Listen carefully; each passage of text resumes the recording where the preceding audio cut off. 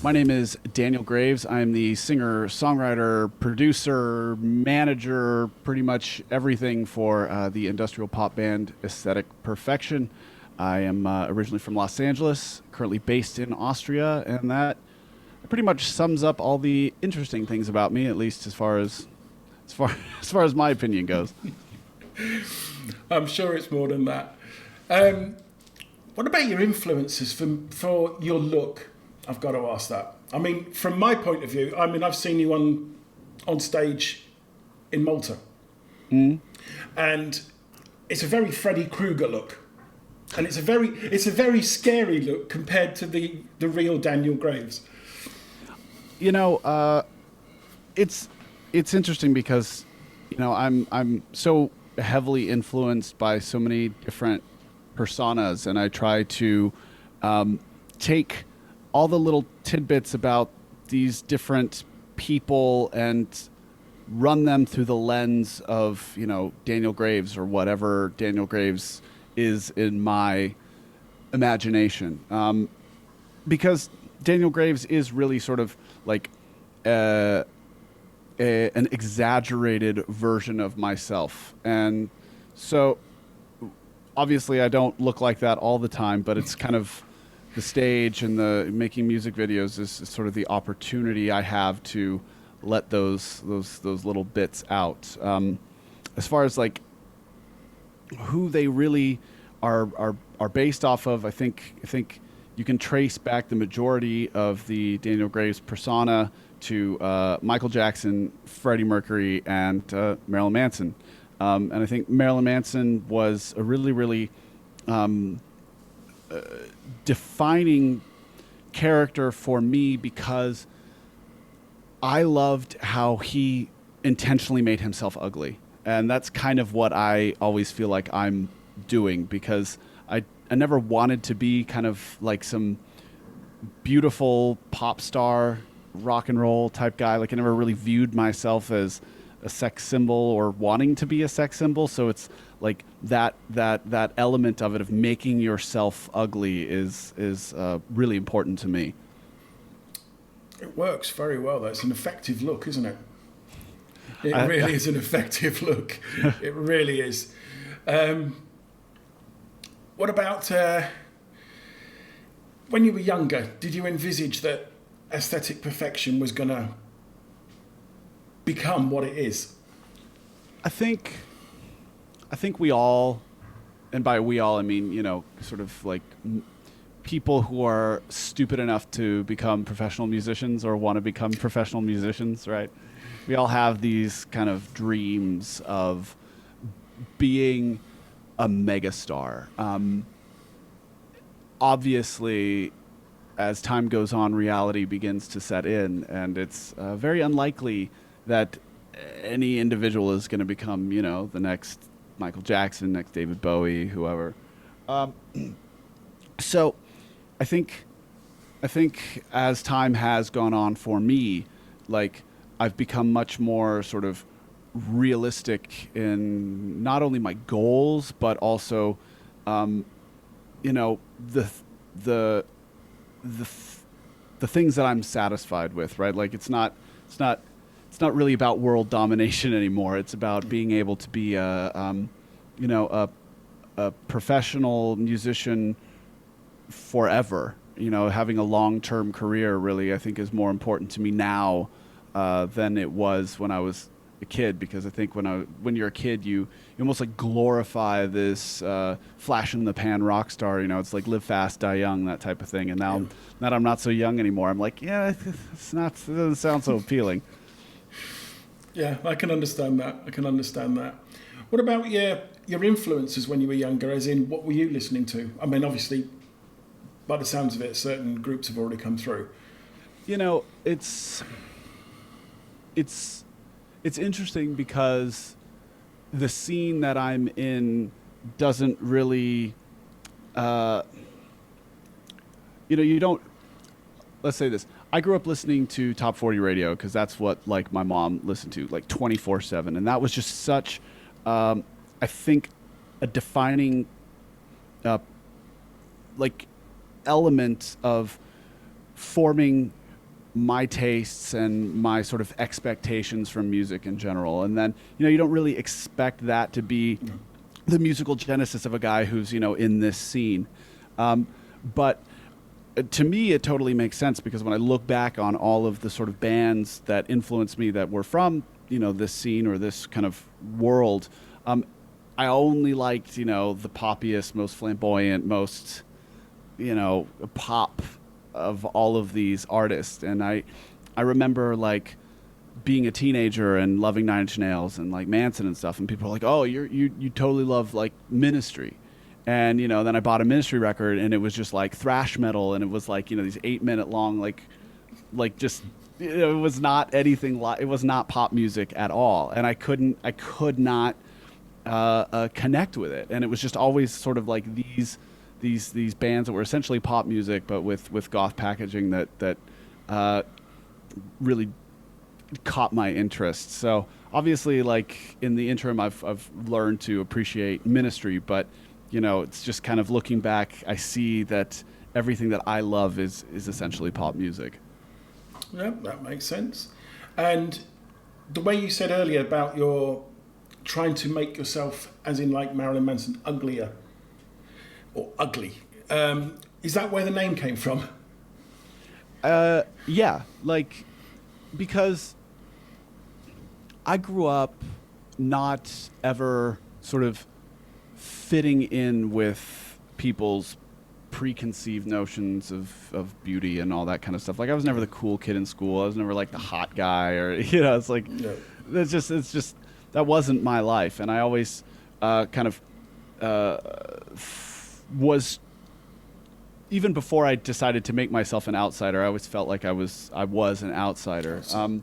And growing up in a place like LA, where there's so much emphasis on being attractive, being perfect, all this kind of stuff, and I just grew up watching people sort of do whatever they could, surgeries, whatever was humanly possible to make themselves more attractive or stay attractive, or like try to hold on to their youth, that type of thing. It's like, for me, it was like you're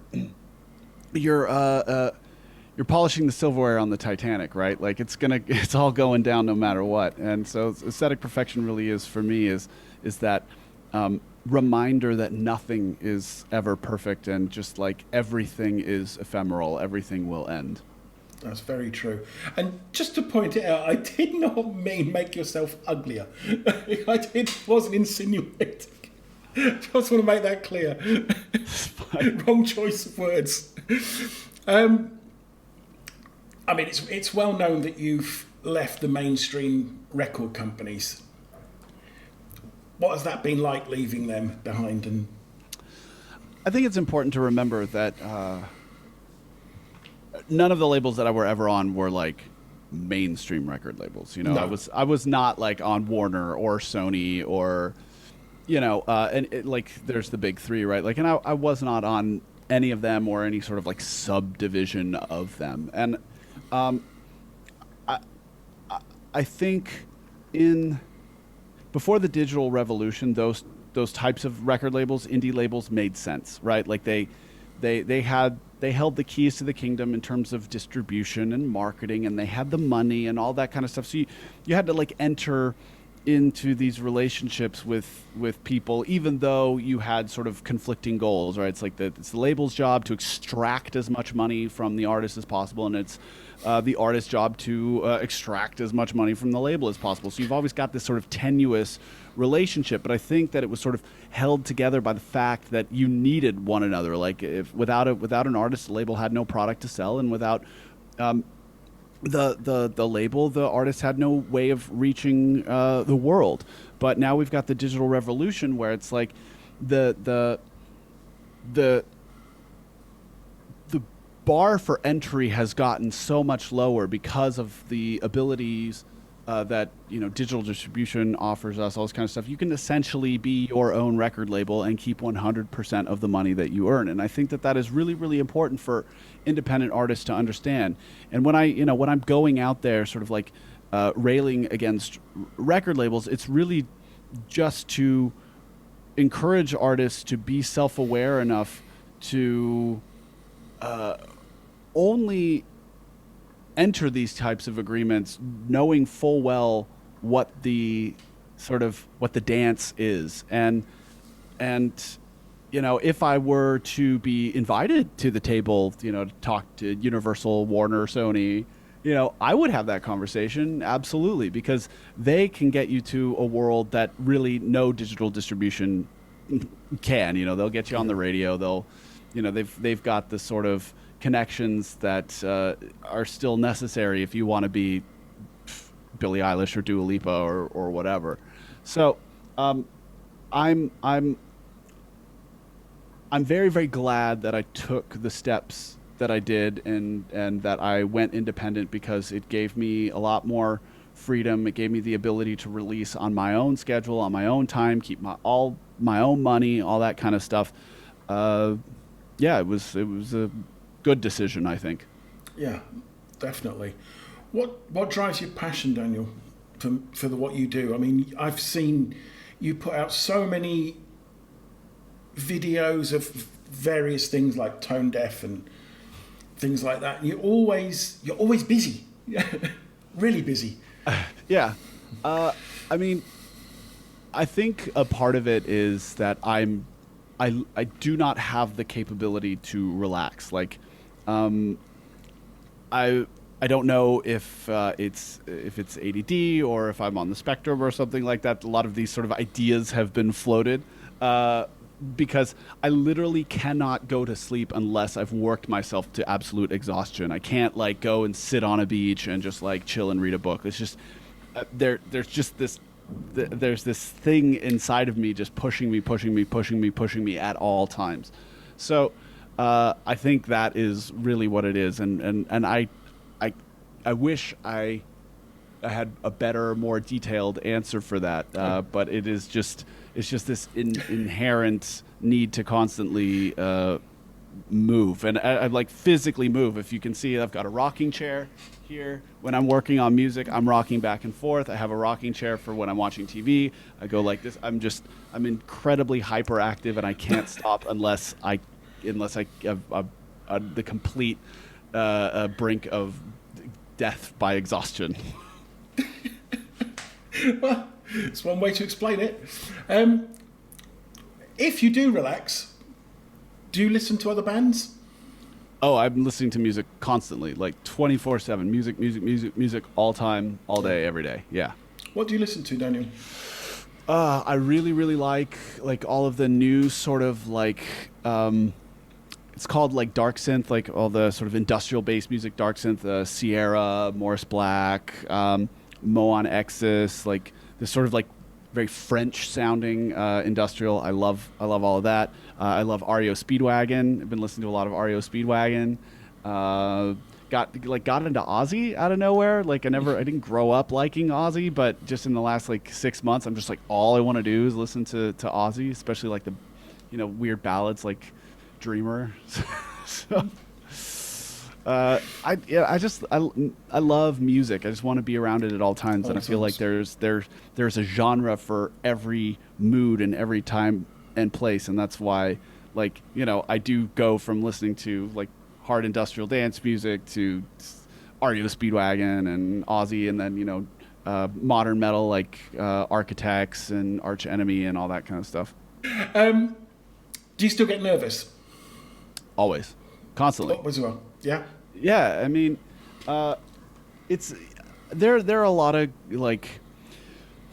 different types of artists, right? Like, and I understand that there are some people who just like don't get nervous at all. Like these people that are just like, I need the stage, I crave it, blah blah blah blah blah.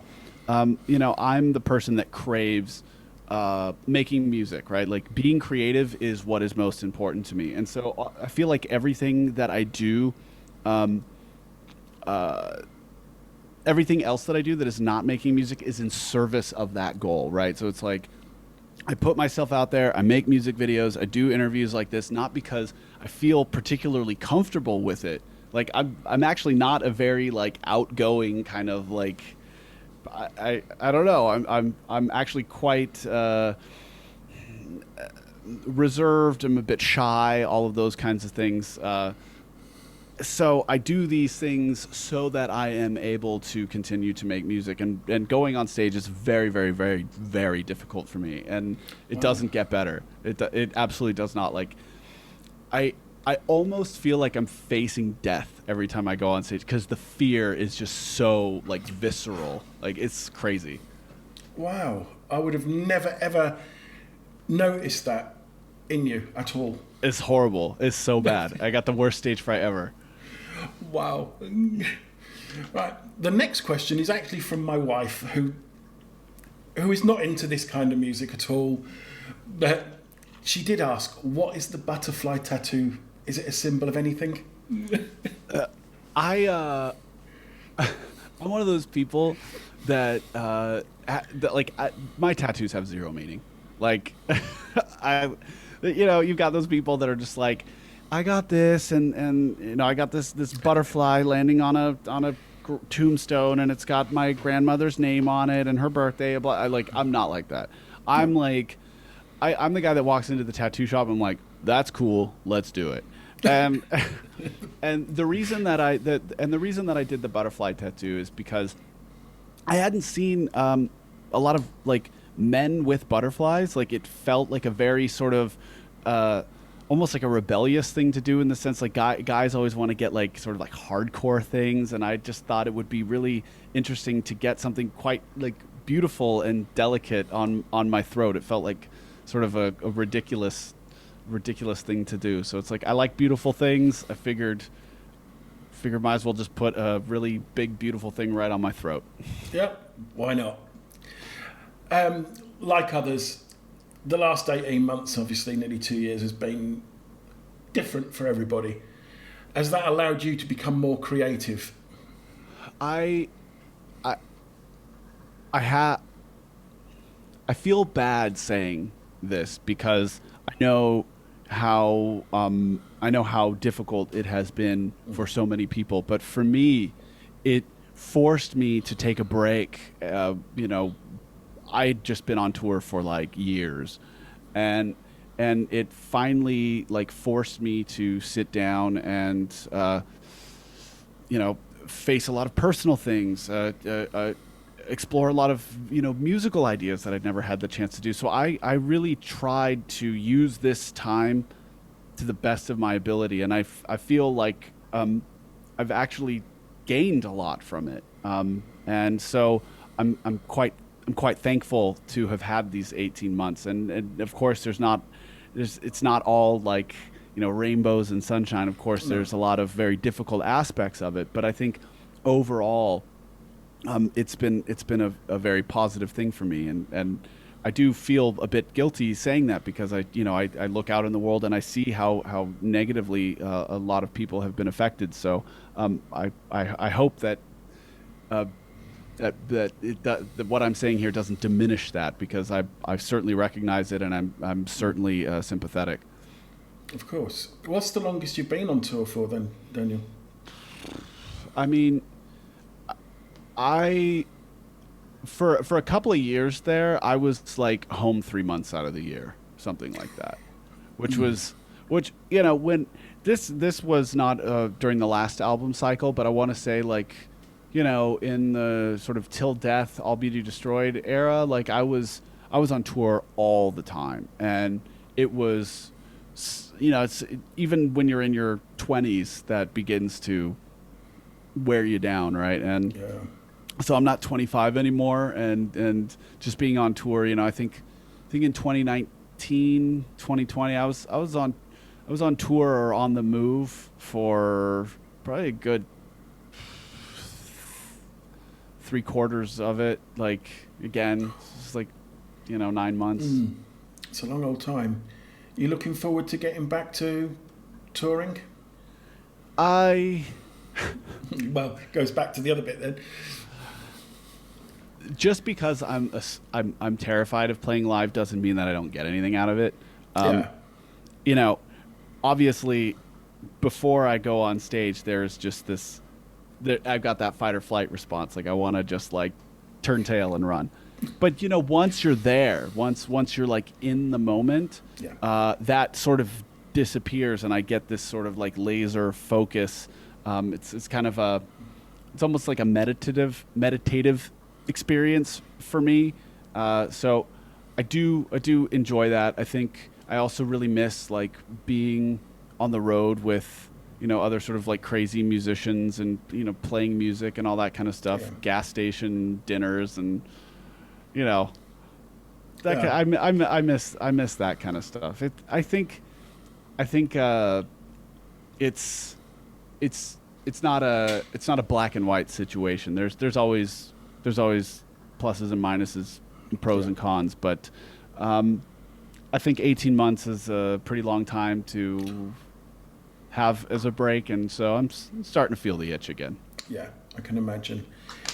You've done this 12 songs in 12 months, or you're doing this. And I've got to say, wow, what an incredible collection of songs you're putting out. I mean, New Drug, Gravity, American Psycho, just amazing. That's just 3 of them. Thank you. How have you managed to write so many fantastic songs in that time period? I mean, Yeah, I I think if anything, this project has really taught me how to get out of my own way. I like many artists, I think I spent so much time agonizing over my music in order to like make every note perfect. It's like everything just has to be the absolute best. Like you think that everything that you create has to be your Bohemian Rhapsody, right? It's got to be your magnum opus. And I fell into that trap like so many others, and sometimes I would spend 6 months, over a year on a song, and and I started seeing hints of this probably in about 2015 when I did Never Enough for the re-release of Blood Spills Not Far from the Wound. I had to do that song in 2 weeks. So I just ran with it, and Never Enough ended up becoming one of my most popular songs up until that point. And I was like, oh wow, like I wrote that song in 2 weeks. It's interesting that it like clicked so well. I didn't even have time to like spit shine it, whatever. And then fast forward to 2016, I make LAX. I think I spent like 6 months on LAX. Tanks, goes nowhere.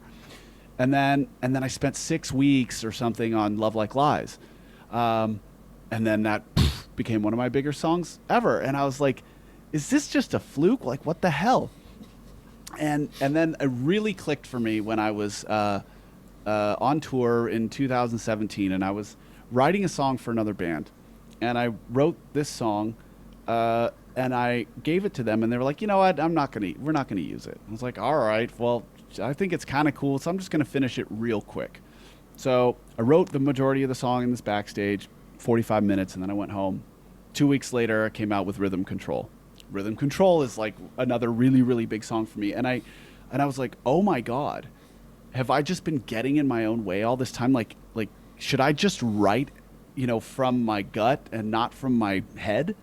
And then that's what I did with Into the Black. Like I sort of was this 50-50, like in my head, in my gut type thing. And then this project really is just like, just write with your gut, write with your heart. Don't overthink it. And it's just been this transformative experience for me. So I'm like super glad that I did it, because from now on, this is just the way that I'm just gonna produce like this. I'm just gonna be like, all right, I'm gonna write the song, couple of weeks, and then, done and dusted, on to the next one. And if the world likes it, great. If they don't like it, who cares? There's more to come. As long as you're always doing your best and always trying to push yourself forward instead of like resting on your laurels and being like, I can do that. Like, I think as long as you've got this sort of your eye on the future and constantly pushing the envelope, that's the best way forward. So I think this project has just been so telling, and it's just such a teaching moment for me as a creator. Oh, some brilliant tracks there, I must say. Are you going to be adding videos to them? if if there's anything else that I've learned in the last couple of years is that you do not release music videos for songs that have already come out. So if you saw, like, I made a music video for Supernatural, it just absolutely tanked because the song had already been out for a while. It's just not the way the world works. So you gotta like debut a song with a music video, or else not do it. But I've made a music video for the track that's coming out in October. Bark at the Moon, so that will be like a full-blown music video, and I think next year I'll start, like, I'm gonna keep releasing music, but it won't be as let's say like clockwork like this. But I'm hoping to bring out, a few singles every year and a music video with every single one of them. Yeah. When it comes to the fans, how can fans best support an artist like you? How should they listen to your music? Well, if you're talking about the method of consumption, it doesn't really matter, because I don't think music has any value in 2021. It just doesn't. It has, like, it's not how artists make money. Like the value of something is usually determined by, like, scarcity, and scarcity helps sort of drive what people are willing to pay for it. Nobody's willing to pay for music right now, right? Because there's no scarcity. Like, you can just get any song you want at any moment, at any time. You pull it up on YouTube, you pull it up on Spotify or Apple Music or whatever it is that you use. It's all there at your fingertips at any moment ever. So, and because there's no physical media attached to it, there's no production costs. So really, music is a completely worthless thing, which kind of, I think it's counterintuitive for, even myself. Like, when I say that, I feel that like ick factor, because, like, for me, music is the most important thing. But if you sort of view music as the advertisement for the stuff that people are willing to pay for in 2021, concert tickets, merchandise, having good music leads to people wanting to pay you for remixes or production, or, there's a whole other world out there. There's a whole other way for artists to survive in the current climate, that is driven by their music, but it isn't directly their music that is, their music directly that is earning them that money. So I think streaming's great. Streaming has really helped bring music to a lot of people that otherwise couldn't afford it, because it's so cheap. Now it's like $14 a month. It's like one CD a month, and you just get, like, the world's library of music. I think it's great.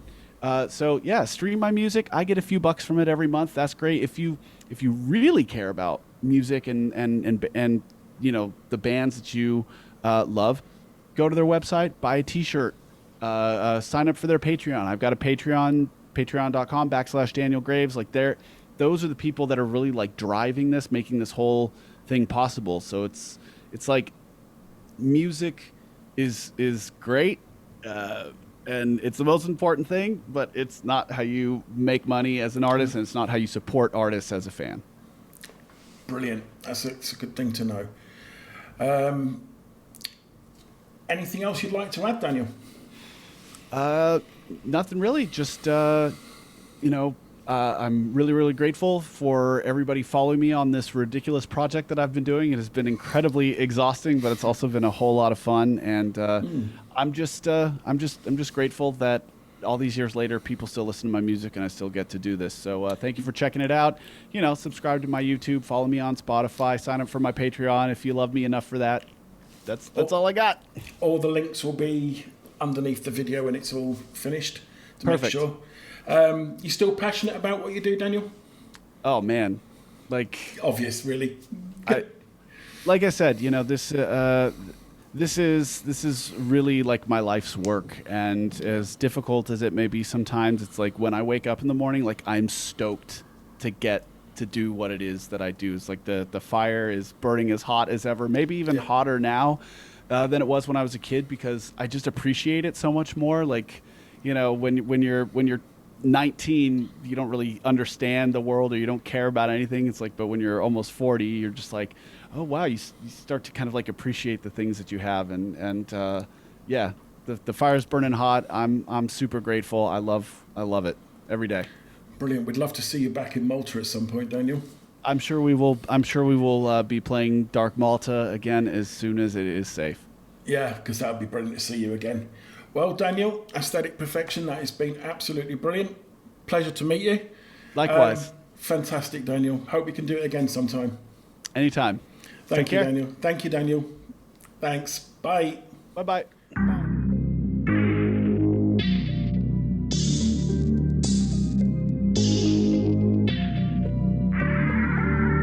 American Psycho. American